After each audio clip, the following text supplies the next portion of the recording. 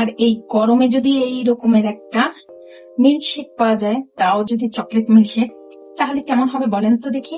আসসালামু আলাইকুম ফ্রেন্ডস, খুবই মজার এবং কলিজা ঠান্ডা করা একটা মিল্কশেক বানিয়ে দেখিয়ে দিচ্ছি। আর সেটা হচ্ছিল চকলেট দিয়ে। আমি এখানে ফুল একটা চকলেট নিয়েছি, আর এই চকলেটটা দিয়েই আমি মিল্কশেকটা বানিয়ে দেখিয়ে দিচ্ছি।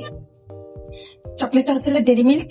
আমি এখন আস্তে আস্তে করে এই জারের ভিতর চকলেট, দুধ, বরফ, আমার যা যা লাগে সব দিয়ে দিই।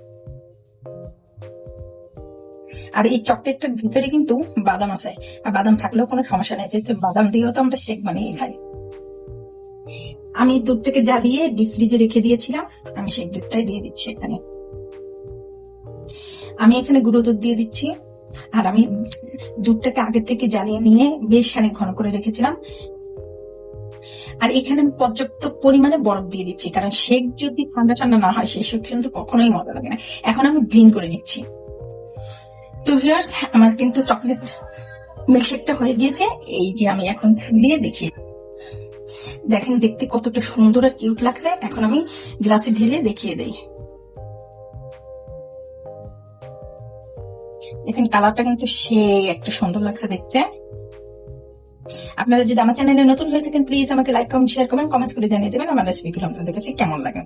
ফেসবুক থেকে দেখে থাকলে অবশ্যই একটা ফলো, লাইক দিয়ে রাখবেন। আর ইউটিউব থেকে দেখে থাকলে অবশ্যই একটা সাবস্ক্রাইব করে রাখবেন। আমি এখন এর উপরে একটু আইসক্রিম দিয়ে পরিবেশন করে দেখিয়ে দিচ্ছি।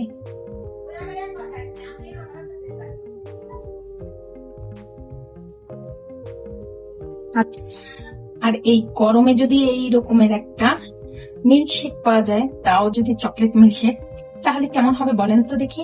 তো এই পর্যন্ত সবাই ভালো থাকবেন, সুস্থ থাকবেন। নতুন নতুন করে রেসিপি নিয়ে আবার সামনে হাজির হব। আল্লাহ হাফেজ।